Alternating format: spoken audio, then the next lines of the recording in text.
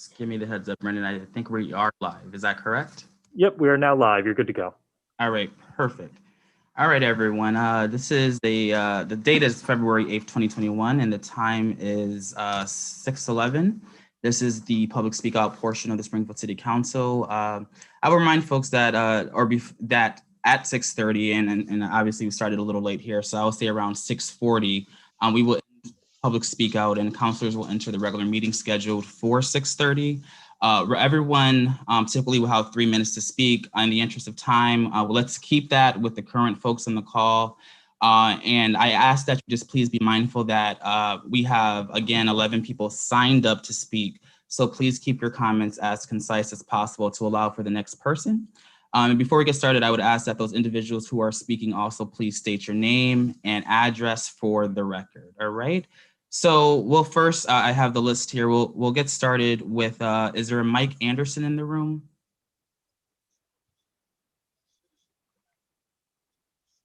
All right, not seeing Mike, I can move on to, is there a Lynn Budd in the room? All right, not seeing Lynn either. Charles Stoke, please state your name and record your name and address, excuse me, for the record. My name is Charles Stokes. I live at 37 Moulton Street, Springfield, Massachusetts, 01118. And I'm basically here tonight to remind the City Council, 27 years ago yesterday, a young man by the name of Ben Schofield was murdered by the Springfield Police Department here in the city of Springfield. And yesterday on Facebook, everybody, Jason and all of us, was remembering Ben Schofield. And when Ben Schofield was murdered, they paraded around and they passed out pig and watermelons in celebration of Ben Schofield being murdered. Fast forward to 2021, the Department of Justice came out with a report against the Springfield Police Department in which the African American community was well aware of. And so, because the mayor seems to be morally, constitutionally incapable of doing anything right for us in our community, this consent decree means a lot in getting the work done. And I know that it would be costly to pursue this, but remember the cost of lives that we have lost in our community due to policing. You probably have some city council members on here also whose children, nieces, and nephews could have been accosted by the Springfield Police Department. We ask that you help us help the mayor do the right thing by doing the work that the DOJ report asks. We have to remember this was a Donald Trump administration that came up with these findings. And so as we proceed going in the future, what we're asking is for help. And Council Williams, we thank you for your work and all the stuff that you're doing. As president of the city council, to whom much is given, much is expected. And we support you in your work, sir, and we won't let those who are not capable of understanding why this consent decree and the DOJ report must be addressed. We will work hard within our community to work with you to get that message out. Right now, it's very important that we begin to make our city a safe place for our community to feel when police officers come into our community. And this is a bold step. We know that a lot of people in the unions and the police unions and et cetera don't want this to take place. But remember Ben Schofield, and remember all the things that has happened to a lot of Black and brown people in our communities, because we have some in the police department who think they are Proud Boys jumping out in our communities and vandalizing us the way that they have. And so we just ask that you please help us help the mayor to enact what the Department of Justice has required. And that's all we ask for all the city councils, no matter what district you live in, no matter what community you live in. We need help with the mayor to do the right thing for the right reason. And it's going to be tough politically, we understand that, but we cannot continue in the Black community to be under this type of assault and regime every time we come out of our house. We want the police, we respect the police, but we also want the police to come into our community. Thank you. Sorry. Thank you. Appreciate it. Thank you. All right. Thank you, Mr. Stokes. Next, we have Thomas Oakley. Could you please just state your name and address for the record? Sure. My name is Thomas Oakley. I live at 109 Woodmont Street here in Springfield. I just want to say, I grew up here in Springfield. I went through Springfield Public Schools, and I currently live in Springfield with my wife and our 2 children. I have deep roots in Springfield, and I just have a deep desire to see our community, our city, do better by its citizens. I wanted to start just by defining the reality of what has transpired over these past 4 days. So the Pioneer Valley Project, of which I'm a member, submitted the required information of over 80 members of our community who wanted to be here tonight, not as speakers, but just to show their support and concern on an issue that I'll address in a moment. As you can see, this meeting doesn't have all those people here. The city council denied the public, access to a public forum, which that move alone is just very puzzling to a lot of us. Our democracy is rooted in values which I and several other voting members of our community are deeply concerned this body has lost sight of. Values like accountability, trust, transparency, and perhaps more importantly, access to participation. On the national political stage, we have seen the devastating effects of what can happen when values like these aren't fully embraced, and we thought we could expect better here in Springfield. The open meeting law requires that the public has adequate alternative means to deliberations of the public in real time. The fact that our own community members were denied access and denied their very basic legal right to attend this public forum just leaves us very concerned and questioning the legality of decisions that are being made. Now, for the reason I'm here, really in that same spirit of accountability, trust, and transparency, the citizens of Springfield are calling on the Springfield City Council to vote and support a consent decree for the Springfield Police Department. I just want to make clear that our departments are full of honest and hardworking police officers.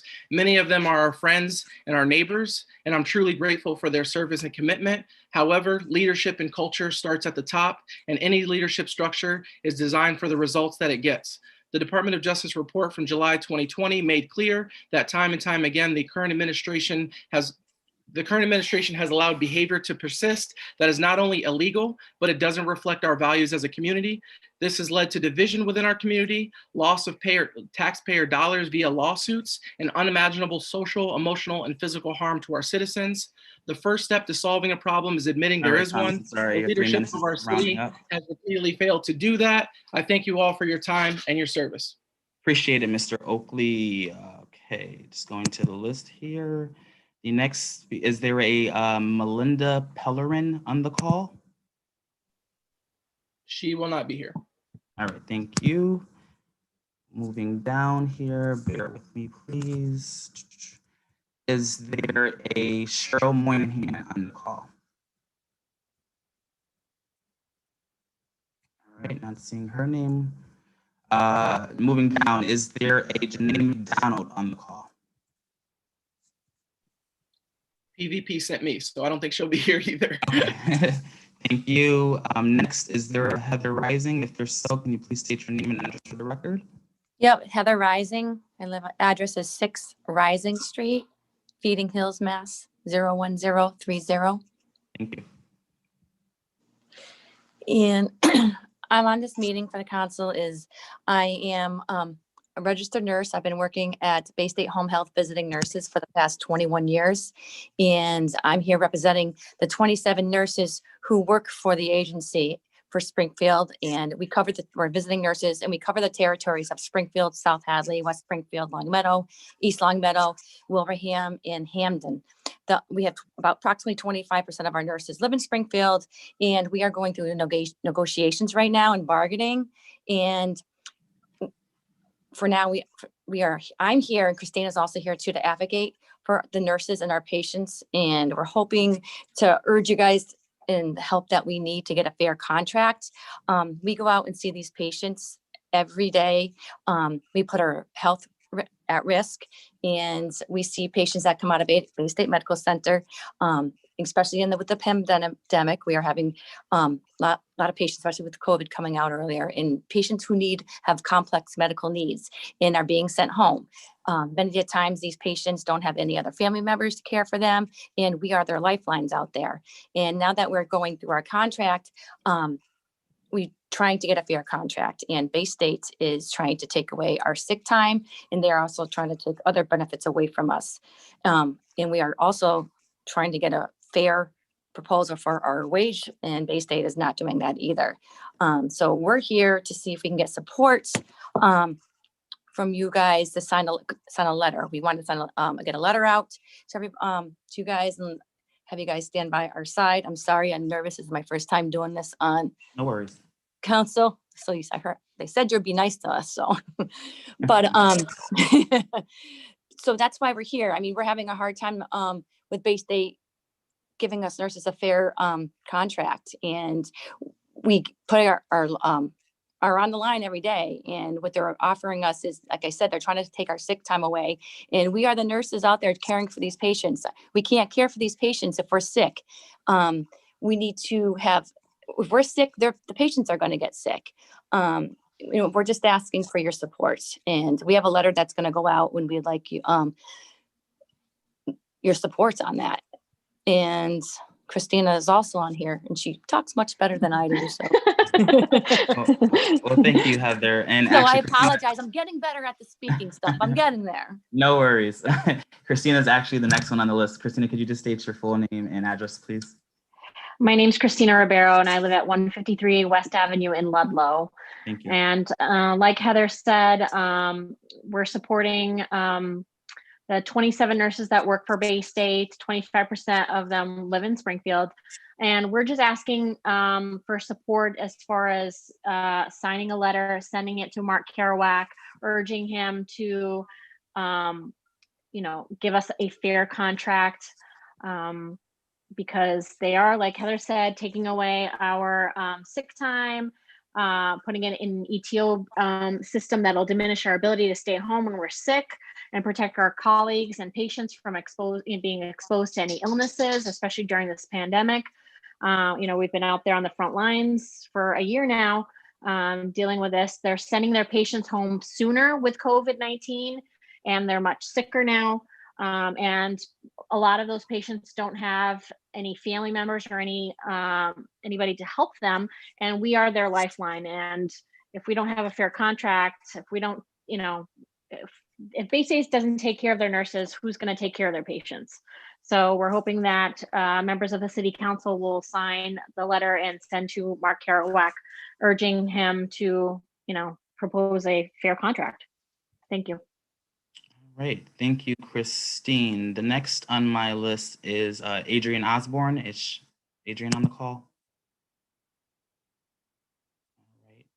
Not seeing Ms. Osborne. The next one I have on my list is Barbara Gresham. Is she on the call? I think there's confusion with those two. They were supposed to speak during the hearings meeting, not the public speak out.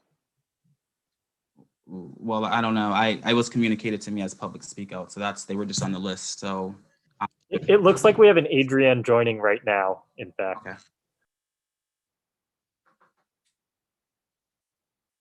I will wait for her to join.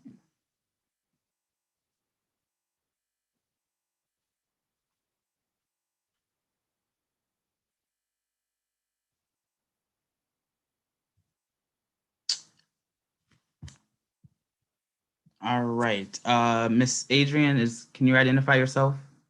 Oh, there you are. Hi, Miss Osborne. How are you? You were actually next on our list to speak. So could you just please state your name and address for the record, please?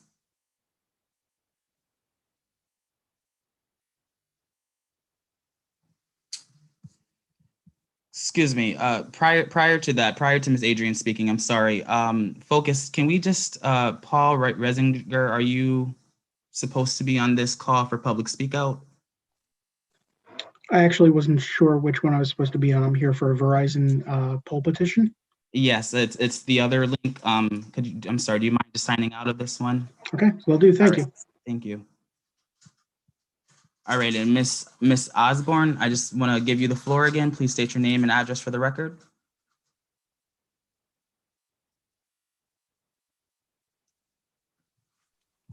Focus said that she's not connected to audio, so she cannot hear us and we cannot hear her. Okay. Is there any way to resolve that on your side, Miss Osborne? I'll send her a message, Mr. President. Maybe that'll show up. All right, thank you. She can't hear us.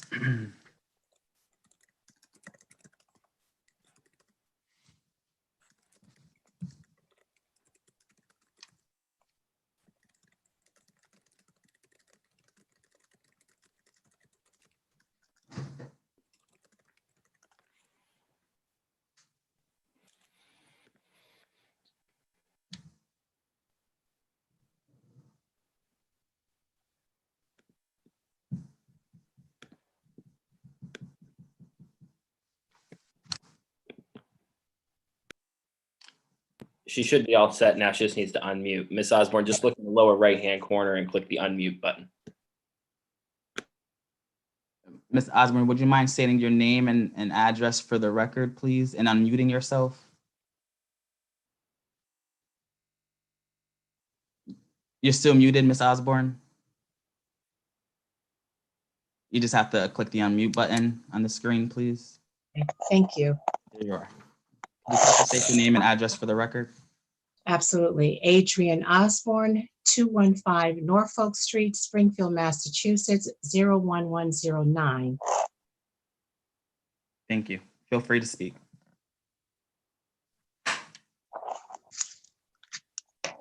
Ms. Osborne, you have 3 minutes to speak if you'd like to share your comments. All right. Thank you so very much. I appreciate that. I just wanted to make sure that you have my letter on file. And has that been read yet? Ms. Osborne, that's for the regular meeting. This is just for the public speak out portion prior to our regular meeting this evening. All right, thank you. So one of the things that I really wanted to bring up, I was looking at some of the old minutes that you had available publicly, and there is just some things that I would like to correct for the record. Specifically, it's located on the Office of Planning and Economic Development Analysis for a special permit regarding the Knox housing unit. What I noticed on that page, it stated that the neighborhood council notification, it says that Upper Hill Residence Council, there's a date on there, says January 11th, 2021. That is incorrect. We had no idea about this project at all. And I wanted that to be reflected where it should be. Is that possible to have that corrected? Yes, I can inform the clerk. She's not on this call, but I will certainly let her know. Okay. And I just wanted to, let you all know that it's imperative that, we are notified properly, and I'm sure you all will agree with this. Anytime that there's a large project of this magnitude, there should be, all of us sitting at the table discussing this. And I have to honestly say that, what is being proposed to do sounds wonderful, but if everyone's going to be at the table to make these type of plans, the neighborhood councils is required to be a part of those conversations, not at the last minute, you see. And I think that's probably why whenever I sent my letter, and hopefully I'll get a chance to talk about that at some point, but the way this was handled was really improper. It just really was, and does not give us an opportunity to see exactly how this will positively or negatively affect the neighborhood. I don't believe that this is anything of a negative, process in terms of having something like that, because it's been like that for a very, very long time. But what I find very offensive is the fact that we were not notified at all. And, it just states clearly in a lot of parts of the notes here that we were. And I'm just I'm not happy with that. When we, talk to some of the residents, which is what I've done. I mean, I went out there and I left my regular job so I can go outside and talk to people to see whether or not they knew about this. And I'm going to tell you, the majority of people on Ms. Osborne, I'm just going to have to ask you, I'm sorry. I'm sorry? I'm sorry, I'm just going to ask you to round your comments out. I'm sorry. Say that again, please.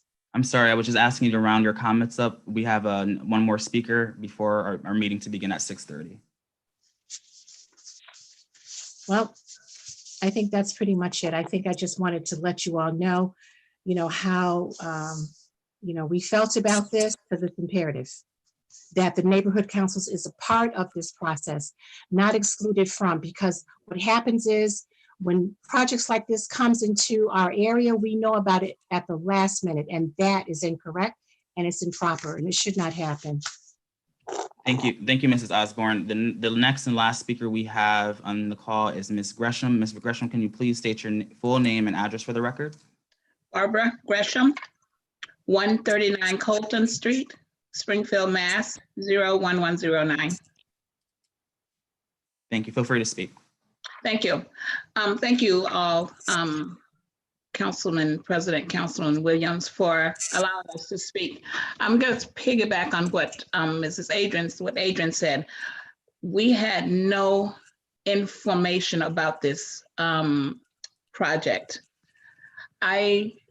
Adrian called me and asked me if I knew about it. I said no, so I reached out to a local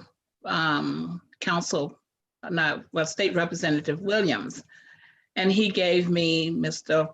Pulsifer's number. I called him last Monday and I explained to him who I was. He said he was glad to hear from me. And he goes on to explain about the project. And I said, well, we knew nothing about it. And he never came to the board. He never came before the board. He sent me a copy of the building and also a site plan. He talked about what he planned to do, the number of units he was going to put in. Let's see, I have my notes here. The number of units that was going to be at 35 Wilbraham Road, which was 36 one-bedroom and 19 two-bedrooms. He also mentioned that he had bought the property on Wortham Avenue, which was the MCDI building. And he said that he's coming before the council on the 8th, which is tonight, for a vote. And I said, well, you have to come before the Old Hill Neighborhood Council to do a presentation. And it hasn't happened.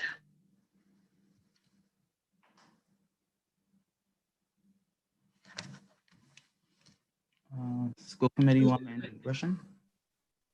Sorry. I'm sorry. 30 more seconds, and I think we might have lost you for a second, so I just wanted to give you that time. Can you hear me? Yes. Oh, okay. All right. So my concern is that he has never came before the board. The board was never informed of this project. Who else? Some of the people in the community didn't know about this meeting or know about this project. So my concern is that moving forward, I hope that we will be notified when projects like this is happening in the community or in the neighborhood, because that is the process, correct? That they come before the city board, the neighborhood board. Ms. Gresham, we'll circle back with you on that. I'm sorry, this is not a discussion, it's just a public speak out. And then for those moments, for during the course of the speaking about this in the hearings meeting, we can handle that, and I'll have the clerk circle back with you on that. Circle back, yes. So thank you very much. So moving forward, we as presidents of Old Hill Neighborhood Council would like to be informed of projects that's happening in the community. All right. Thank you, Mrs. Gresham. That covers our speakers for public speak out. I would just at this time ask our counselors to move over to the regular meeting.